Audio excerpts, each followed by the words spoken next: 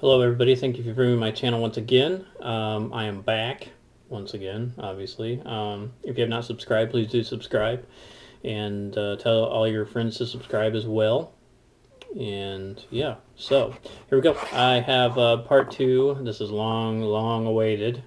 And I'm just sorry to everybody who have been waiting for this review. So it's going to be part two of my review for the movie The Cloth, starring Danny Trejo, Kyler Willett, and Eric Roberts. I don't know why Eric Roberts is on the front cover, because he plays a very minimal role in this movie.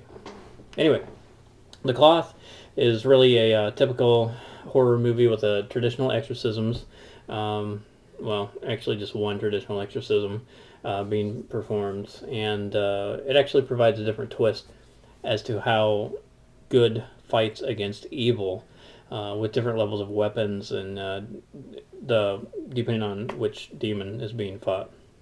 So basically the movie starts out with Danny Trejo and another priest performing a traditional exorcism, and they basically struggle trying to exorcise this demon from this woman, and Danny Trejo actually passes away from this struggle. And anyway, so then after that whole beginning scene, I thought that the movie was showing a lot of promise with that scene, because there was a lot of disturbing images, a lot of blood, and gore and everything that I would like to see in a horror movie such as this. But I was kind of let down later on as the movie progressed. Jason, character played by Kyler Willett, he's really not religious at all. His family had been killed due to an accident, and this was kind of the reason why his faith had eventually waned. And so anyway, he's recruited by some new age exorcists, basically, to help them fight demons. And they say that this is what his father had wanted, because his father was one of them. Jason was obviously a little reluctant at first, but he finally decides to join in the fight. He learns from the in-house historian named Laurel, played by Perla Rodriguez, that the fifth Satan appears in human form, and his name is Kasdiah, played by Justin Price. And basically, the Satan, or Kasdiah, he seeks people who have turned their back on God. And actually, once he arrives on Earth, he has to return back to his own realm within 7 days. So basically, they don't want Kasdiah to take any lost souls with him. And Jason also learns about the weapons from their weapons specialist named Helix, played by Cameron White. And all the weapons are made from metals that were found on the Ark of the Covenant. And the level of weapon to be used is dependent on which demon possesses a person as well, which I had explained earlier a little bit. Anyway, despite all these new weapons and gadgetry and whatnot, Father Diekman, played by Lassiter Holmes, reminds Jason that the essential weapons are still holy water and crosses. So, Jason finally goes out with Father Diekman to fight some demons that are possessing people. And after a couple of days of fighting demons, Jason kind of gives up. He's not really happy with what he sees. He's being pushed around a lot and everything. And Laurel finally goes back and convinces him to go back and start fighting. And actually, Jason finds out that Laurel had actually been possessed earlier at one point in her life, and his father was actually the one who was able to save her. So anyway, the seventh and final night, Jason and Father Diekman go out to find Kasdiah, obviously to kill him. And Kasdiah finally shows up, and they have an exchange of words and whatnot, and they get, a fight ensues, or a battle ensues. And anyway, so after all that's done, there's actually a twist at the end of the film, which I'm not going to reveal to you. You're going to have to watch the film yourself.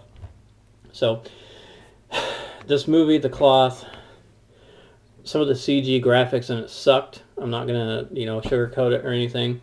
It kind of, there were actually some pretty promising graphics as well, but it just really wasn't consistent enough throughout the whole movie to be able to appreciate all that. And the movie throughout the music, the music throughout the movie was actually very good, and I was able to appreciate the music.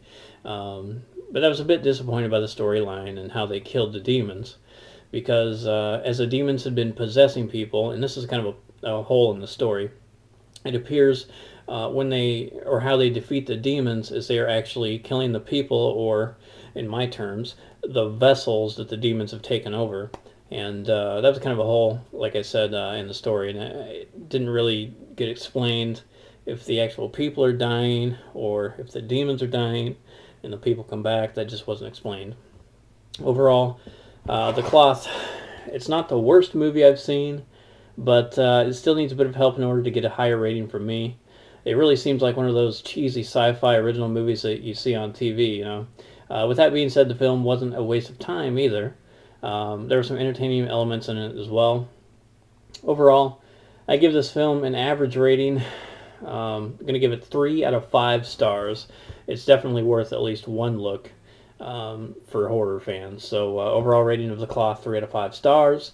So some of the extras on this DVD are the making of The Cloth and weapons of The Cloth, deleted and alternate scenes, and a pretty funny music video called Hell and Back. So so that's my part 2 of my review of the DVD The Cloth. Hope you enjoyed it. And going to be having some more reviews coming up in the future. Thank you for watching.